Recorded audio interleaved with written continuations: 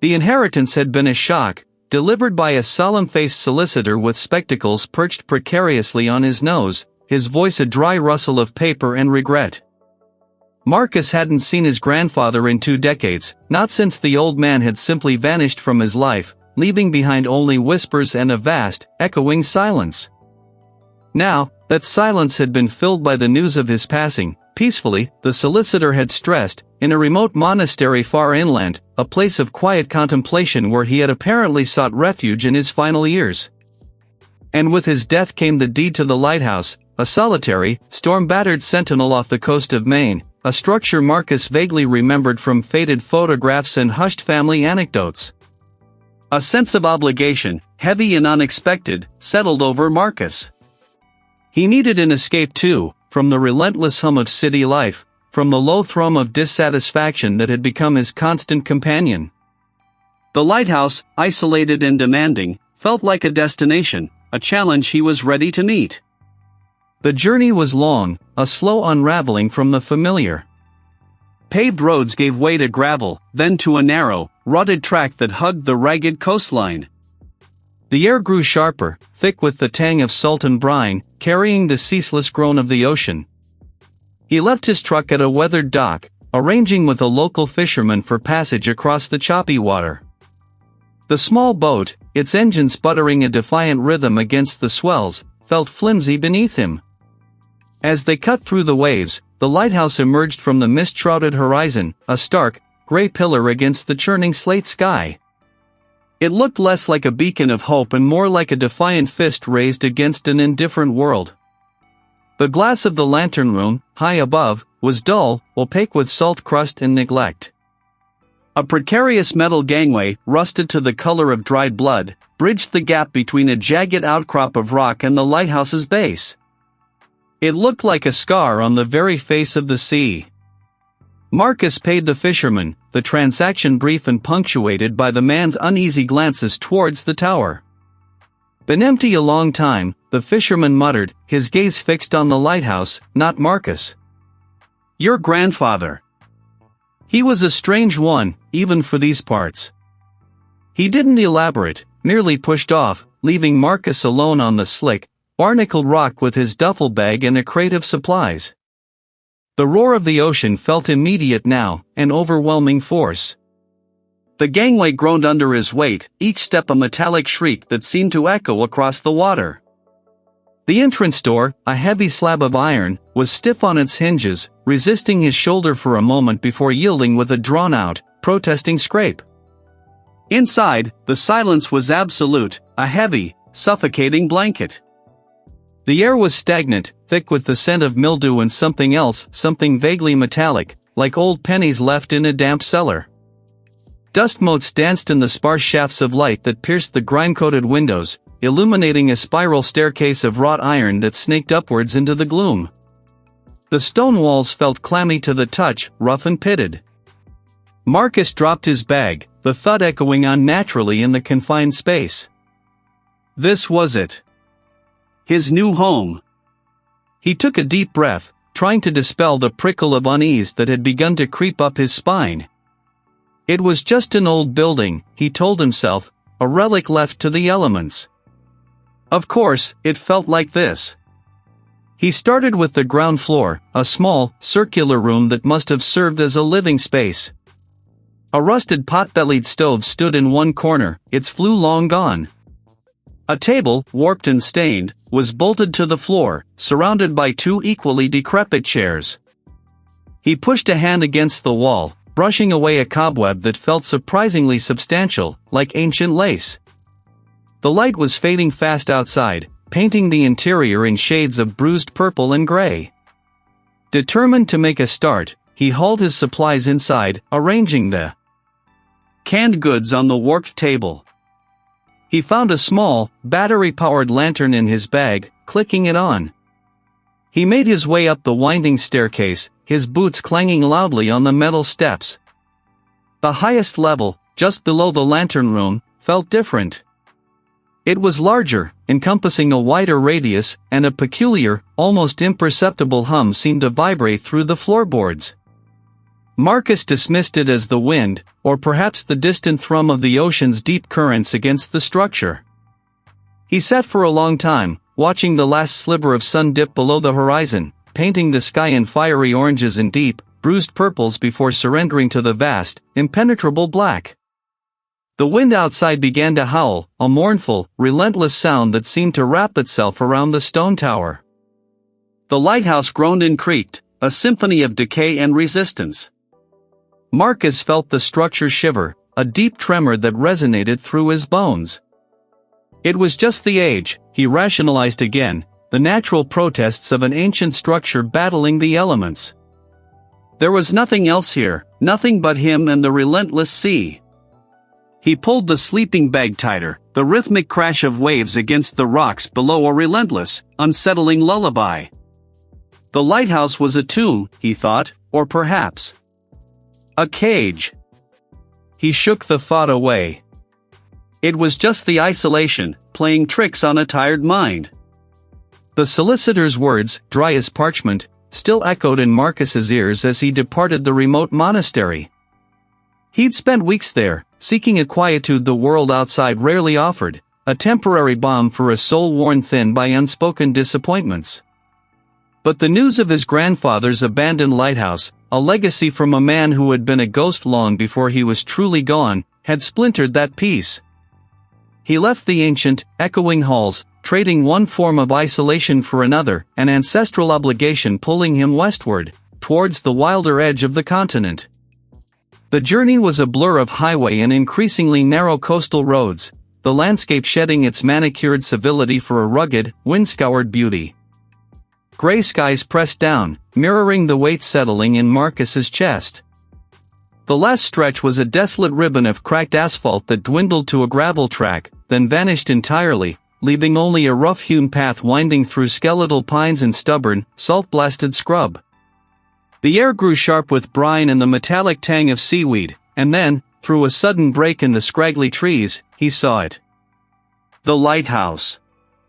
It stood on a craggy islet, a solitary sentinel against the churning pewter expanse of the Atlantic.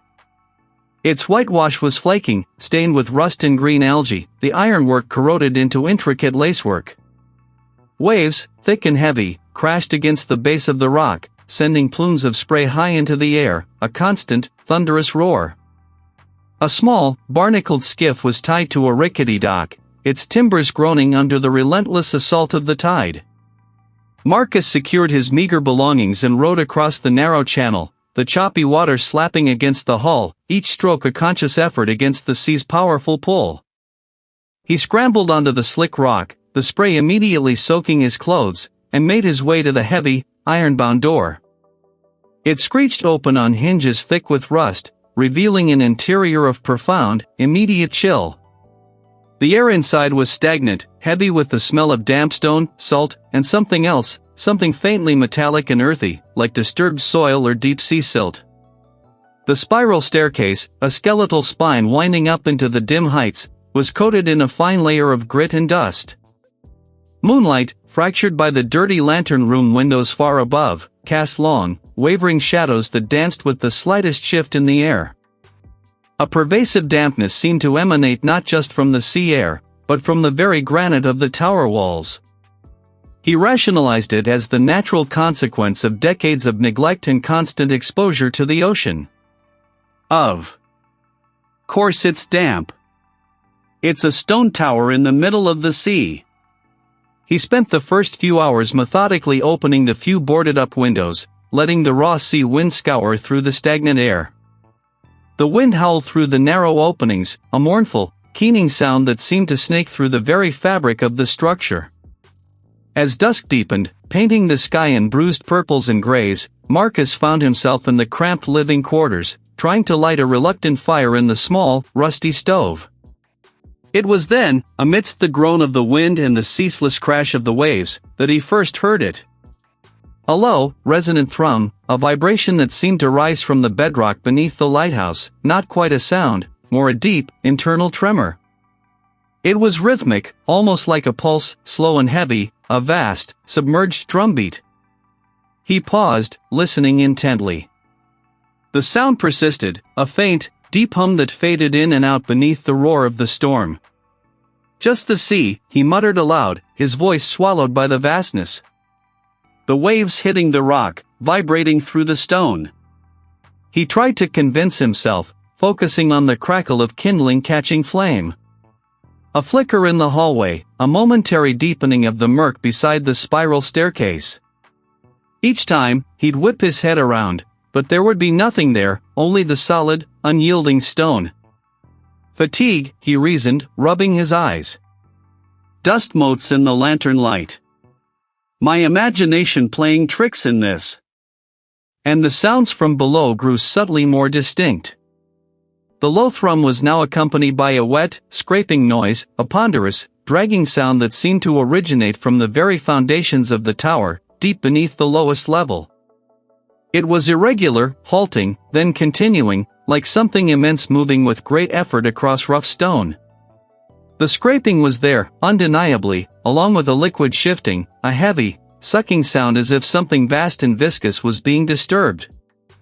He told himself it was just water, trapped seawater sloshing in some subterranean grotto, the ancient timbers of the foundation groaning under the pressure.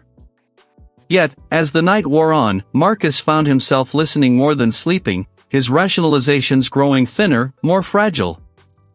The low thrum had become a persistent vibration, a deep, resonant hum that Marcus felt in the soles of his feet, vibrating up through the cold stone floors. And the wet, scraping sound was no longer ponderous, it was rhythmic, almost purposeful, like something massive dragging itself across rough rock, then retreating, only to drag itself again. Then, the sky cracked open. A sudden, violent squall descended upon the isolated rock, an unholy symphony of wind and water. Rain lashed against the lantern rune glass, a percussive assault that made the entire tower shudder. The sea, previously a restless gray, transformed into a churning, frothing maw, waves exploding against the base of the lighthouse with concussive force. Marcus watched from a lower window, the salt spray misting the pane, obscuring the horizon. He felt utterly alone, a tiny sentinel against the raw, untamed power of the ocean. The wind howled like a banshee, finding every crack and crevice, whistling through the iron stairwell with a mournful, drawn-out cry. The old lighthouse groaned, a cacophony of creaking timbers and groaning metal. He walked the circumference of the living quarters, checking windows, securing anything loose, his determination warring with a growing unease. Suddenly, a particularly violent gust, accompanied by a thunderclap that vibrated through his bones, struck the western wall. A section of plaster, already softened by years of damp and neglect, buckled inward with a sharp crack. Marcus approached cautiously, his heart thudding against his ribs, not from fear of the storm, but from a prickle of anticipation. This felt deliberate, a secret waiting for the right moment, the right storm. Reaching into the recess, his fingers brushed against the brittle spine of a leather-bound book, then another, and a third. They were heavy, their pages thick with age. He pulled them out, one by one, dusting off the fine layer of grit. Journals. His grandfather's journals. The covers were embossed with a faded, intricate symbol Marcus didn't recognize, a stylized wave perhaps, or something more arcane. He carried them to the sturdy oak table, the only piece of furniture that felt truly permanent in the desolate space. The storm raged outside, a fitting backdrop for the uncovering of old secrets. Opening the first journal, the brittle pages crackled, releasing a scent of mildew and dried ink. The handwriting was precise, almost scholarly, yet with an underlying tremor that spoke of profound agitation. The early entries were mundane, observations about the sea, the weather, repairs to the lighthouse. But gradually, a darker thread began to weave through the meticulous script. He read on, his eyes scanning for clues, for understanding. His grandfather wrote of strange phenomena, of sounds from the depths, of visions that plagued his sleep. He spoke of ancient lore, of a primordial presence predating mankind, and of a sacred duty passed down through generations. One entry, dated years before his grandfather's disappearance, caught his attention, its words scrawled with an almost frantic urgency. The old texts at the remote monastery spoke of a delicate balance, of warding symbols carved into living stone. They understood the nature of the breach, the price of freedom. My pilgrimage there yielded more than knowledge, it revealed the true purpose of this beacon, this lonely tower. Marcus reread the phrase, the true purpose of this beacon. Not just a guide for ships, then. A prison. A cage.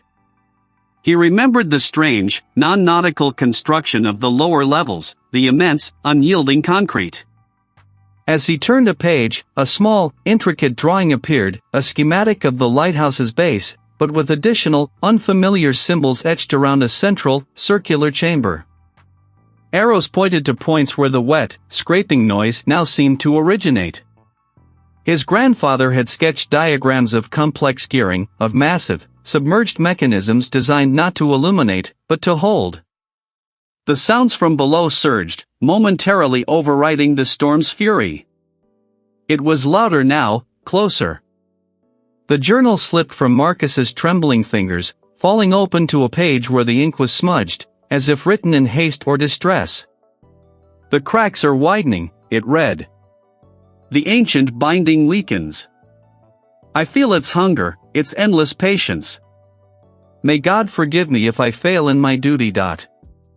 Marcus stared at the words, then at the diagram, then at the floor beneath his feet. The lighthouse wasn't abandoned, it was a vigil.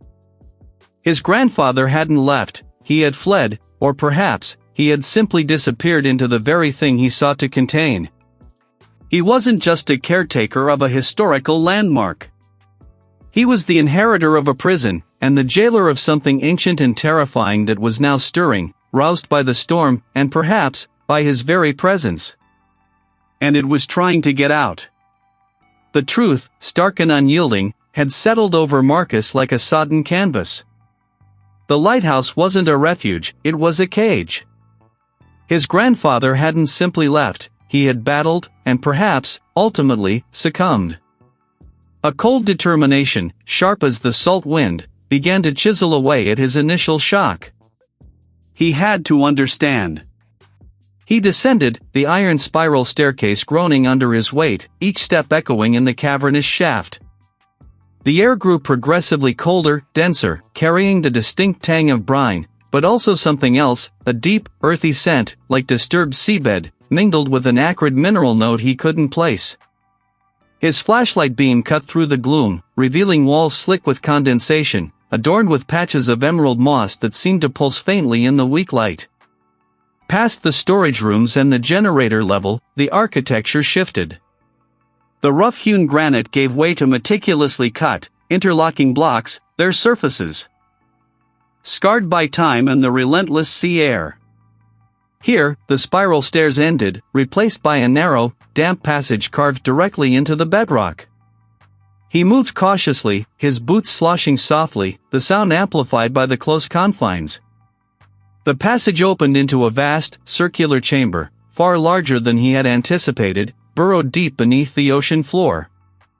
The air here was heavy, almost viscous, making it difficult to draw a full breath. The walls were not merely stone, but an intricate tapestry of carved symbols, etched deep into the rock face.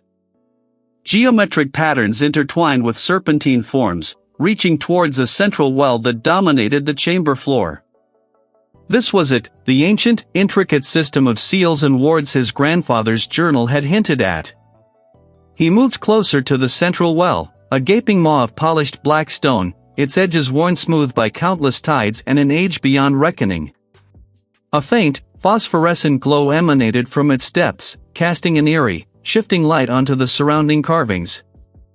These weren't just decorative, they were a language, a desperate plea for containment.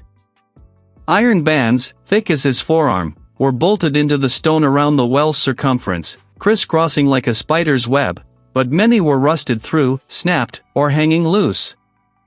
The once mighty seals were crumbling. He felt a profound, unsettling pressure, as if the very air was being compressed around him. He spotted a small, recessed alcove in the wall, half obscured by a fallen section of the carved stone. This one was his grandfather's. Flipping through the delicate pages, Marcus found frantic, sprawling script, interspersed with crude diagrams. His grandfather's obsession was laid bare. Entry after entry detailed the weakening seals, the growing presence below. Then, a section caught his eye, describing a desperate journey sought wisdom at the remote monastery, far inland. The old text spoke of the deep sleeper, and the rites of binding. They gave me the formulae, the symbols, the very heart of the containment. The remote monastery. His grandfather had sought out forbidden knowledge, attempting to reinforce what was already failing. He looked from the journal to the crumbling iron bands, the fading carvings. The knowledge had come too late, or perhaps, the entity was simply too powerful. He traced a finger over a particularly intricate carving near the well, a depiction of a coiled leviathan bound by chains of light. A faint, almost imperceptible hiss emanated from the newly exposed cavity, like air escaping from a vast, unseen lung.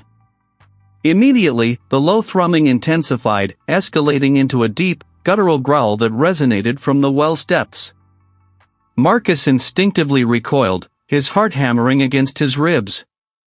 He could hear it now, distinctly, a wet, sucking sound from the well, followed by a faint, rhythmic thump-thump-thump, like a colossal heart beating beneath the earth. A wave of profound nausea washed over him, a primal fear that clawed at the back of his throat. He felt watched, not just by an unseen presence, but by something ancient and malevolent that had just stirred from a long, restless sleep. The containment hadn't just weakened, it had been breached, however minutely. And whatever lay below was now acutely aware of him. Marcus stared at the words, a chill seeping into his bones that had nothing to do with the damp air. The remote monastery. The revelation settled heavy in his gut. This wasn't just a lighthouse, it was a cage, and the bars were rusting through. A determined resolve, cold and sharp, cut through his fear. He wouldn't abandon this post, not like his grandfather had. Marcus grabbed a lantern, its beam cutting a shaky path through the gloom, and descended to the lower levels, the journal tucked firmly under his arm. The massive iron bands, thick as a man's thigh, encircled the stone, etched with symbols now barely visible beneath layers of salt and decay. These were the wards. These were what held it back. The air grew heavier as he worked, thick with the scent of damp stone and something else, something briny and ancient, like deep-sea mud disturbed from centuries of sleep. He started with the lowest band, scraping away the rust, his muscles protesting with each stroke. It wasn't the wind, nor the crashing waves. He pressed his palm against the rough stone, it pulsed faintly, like a sluggish, subterranean heartbeat. The steel skittered across the surface, refusing to bite, as if the stone had hardened, or perhaps softened, becoming utterly unworkable. It smelled of ozone and something metallic, like blood mixed with seawater. He recoiled, his stomach clenching. The lighthouse began to protest more overtly. A sudden, jarring clang echoed from above, as if a great bell had been struck, though the bell was silent. Marcus flinched, his head snapping up. Then, a shower of fine grit rained down from the ceiling, stinging his eyes. He wiped them, his breath catching in his throat. It wasn't loud, but it filled the space, vibrating in his chest, making his teeth ache. They sounded like his own name, distorted, drawn out, then his grandfather's, a mournful sigh. He gripped the chisel tighter, his knuckles white. He pushed down the rising panic, focusing on the task. This was it. This was the entity. It was aware. It was resisting. He tried to apply the sealant to another section, but the sticky substance refused to adhere, bubbling and crawling away from the symbols as if repelled by an invisible force. It was like trying to patch a wound on a living thing that didn't want to be healed. The air grew heavy, thick with a palpable sense of pressure, as though the very atmosphere was being compressed. He could hear the water now, not just the distant roar of the ocean, but a closer, more intimate sound, a sloshing, gurgling beneath the stone floor. It was getting louder, closer, as if the foundations themselves were filling. The newly formed fissure seemed to pulse with a faint, internal light, a sickly green. He stumbled back, his heart hammering against his ribs, the chisel clattering from his numb fingers. The lighthouse wasn't just crumbling, it was actively fighting him. It was a dying beast, but still powerful, still possessed, and it wanted to shed its skin, to break free. He was alone, isolated, and the prison itself was becoming his greatest enemy. Wind shrieked through the upper lantern room, rattling the thick glass panes until Marcus half expected them to shatter inward. Rain lashed against the stone, a relentless drumming that drowned out the ocean's roar, though the lighthouse still swayed with the impact of monstrous waves. Below, the ancient structure groaned, a deep, resonant complaint that vibrated through the very floorboards beneath his feet.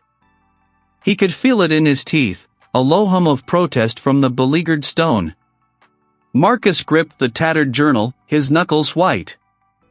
The words about the remote monastery and his grandfather's quest for forbidden knowledge had burned themselves into his mind. Reinforce what was already failing. He had spent days since then, driven by a frantic energy, dragging tools and cement down to the base, patching cracks, tightening what few remaining iron bands weren't hopelessly rusted. But the storm now mocked his efforts, tearing at the new mortar, making a mockery of his desperate repairs. The lighthouse was a sieve, leaking salt water and a growing, suffocating dread. He descended to the lower levels, the air growing colder, heavier. It wasn't just the tide. The water was rising, steadily, inexorably, as if pushed from below by some unseen force. The old iron bands that girded the lowest ring of stone, the ones his grandfather had tried to reinforce, now strained visibly. Rust-colored flakes drifted from them, testament to their age and the immense pressure they were under. A low, guttural thrum echoed from the depths, a sound like a vast, submerged heart beating against stone. Panic clawed at his throat. He had underestimated it. Now, it was a physical force, pressing against the very foundations of his world. He clutched the journal, flipping wildly through the water-stained pages. His grandfather's frantic scrawl detailed rituals, ancient symbols, cryptic warnings. One passage, circled repeatedly, spoke of the heart of the binding, a sacrifice not of blood, but of will, of self. A sickening crack split the air, not from the storm outside, but from within the lighthouse itself. He stumbled back, his boots splashing in the rising water. The crack widened, slowly, deliberately, as if being peeled open by an unseen hand. The low thrum intensified, vibrating through the soles of his feet, up his legs, into his very bones. It was a song of liberation, a joyous, horrifying rumble that promised unraveling. The entity wasn't just contained anymore, it was breaking free. A section of the wall, where the most heavily rusted iron band had been, began to bulge. The stone groaned, a sound of agony and surrender. Marcus watched, frozen, as the bulge grew, forming a distended curve, like a vast, unseen organ pressing against the prison wall. The lighthouse itself seemed to be coming apart. The storm raged, but the true battle was here, within these crumbling walls. Marcus knew, with a certainty that settled deep in his gut, that his grandfather hadn't just built a prison, he had built a trap, and he had never escaped it.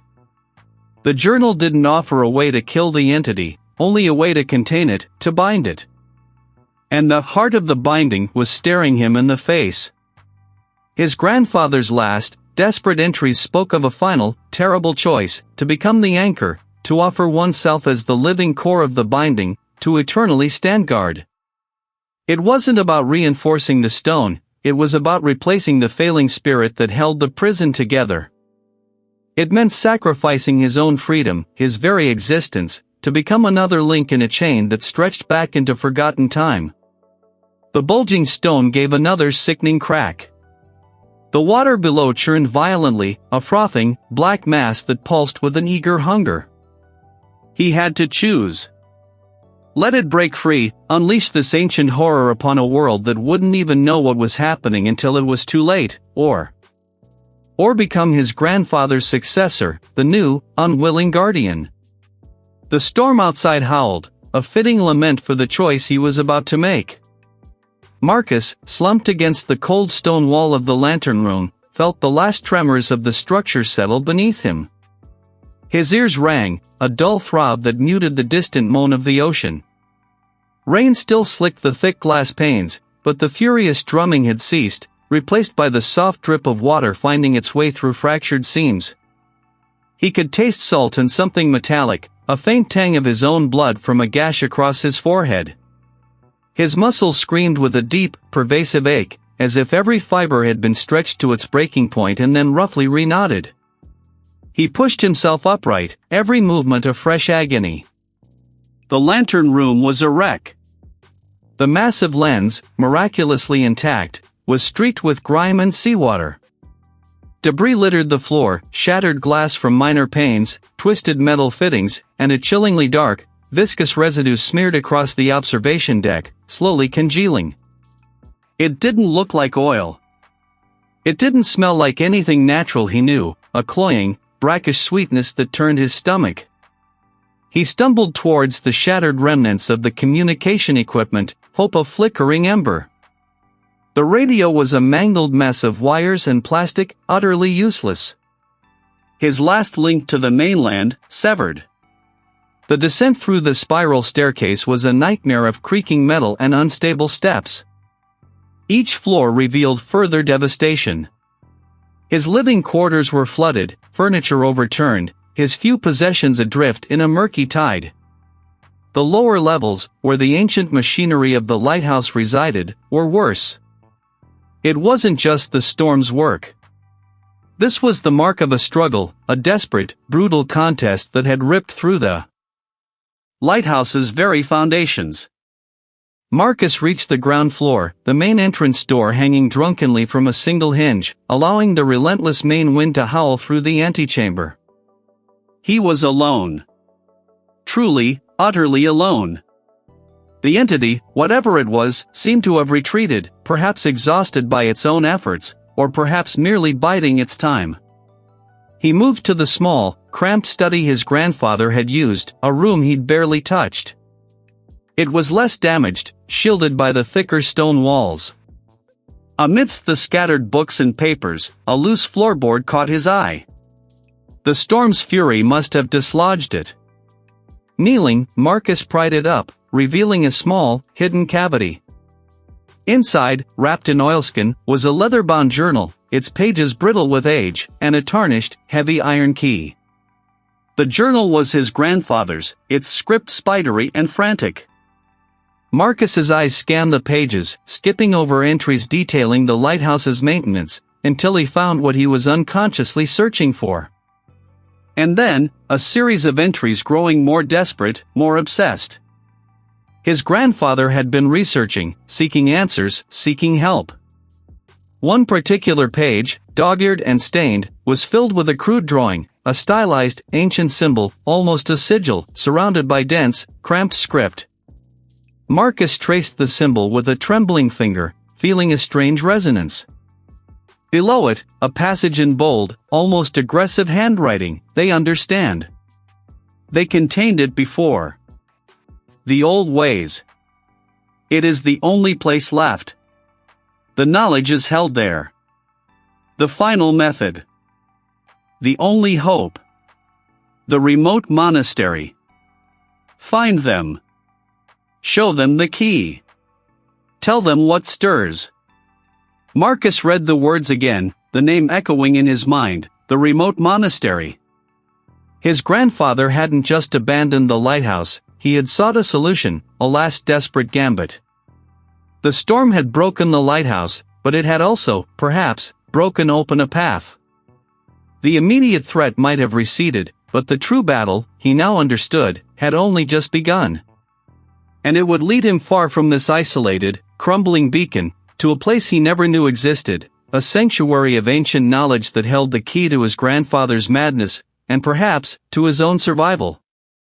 The mainland felt like a different world, though only a short, treacherous journey across the storm-churned waters separated it from the shattered lighthouse. Marcus had left the beacon's base a wreck, the sea gnawing at its foundations, the storm having ripped away the last vestiges of its structural integrity. He had barely managed to secure passage on a fishing trawler, the captain eyeing his wild desperation with a wary silence. Now, a borrowed, battered utility vehicle rattled over unpaved roads, carrying him deeper into the desolate heart of Maine, towards the coordinates scribbled in his grandfather's hurried hand. The landscape grew stark, the trees clawing at a perpetually gray sky. The air thickened with the scent of pine needles and damp earth, a smell that offered no comfort, only a profound sense of isolation. The weight of the key in his pocket was a dull ache against his thigh, a constant reminder of the burden he carried. He drove until the road gave out entirely, replaced by a barely discernible track winding through ancient, moss-covered stones. He parked the vehicle and continued on foot, the silence of the woods pressing in, broken only by the crunch of his boots on fallen leaves. It was less a grand edifice and more a collection of squat, gray stone buildings, their roofs sagging under centuries of rain and snow. No bells chimed, no voices carried on the wind. A single, heavy oak door, studded with black iron, marked the entrance to the largest structure. It was ancient, its surface scored with time's relentless passage. Marcus pushed, but it held fast. Then, he remembered the key. He found the lock, hidden beneath a recessed iron plate, disguised by intricate carvings that mimicked the door's grain. Faint light filtered through high, narrow windows, illuminating dust motes dancing in the stale air. He stepped inside, his footsteps reverberating on the stone floor. No one greeted him. The place felt empty, yet watched. He moved deeper, his gaze sweeping over shelves lined with countless, leather-bound tomes, their spines crumbling.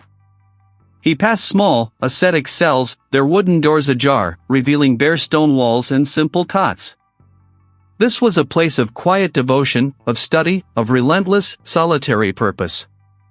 In the heart of the monastery, he found a small, circular chamber. A single, rough-hewn table stood in the center, and on it, a thick, bound ledger, its cover worn smooth. Beside it lay a single, dried-out quill and an inkwell. He approached, his heart a frantic drum against his ribs. This was it. This was where his grandfather had come. He opened the ledger. The first few pages were blank, then came precise, elegant script, detailing observations of celestial events, tidal patterns, and coastal anomalies. He recognized his grandfather's hand, meticulous and unwavering, until the entries grew more frantic, the ink smudged, the words sprawling. He skipped ahead, his fingers trembling, until he found the most recent entries, dated decades ago, just before his grandfather had vanished. The writing was almost illegible in places, desperate. It spoke of the deep one, the ancient prisoner, the ceaseless hunger. His grandfather hadn't just contained something, he had been part of a lineage, a hidden order, keepers of this monstrous truth.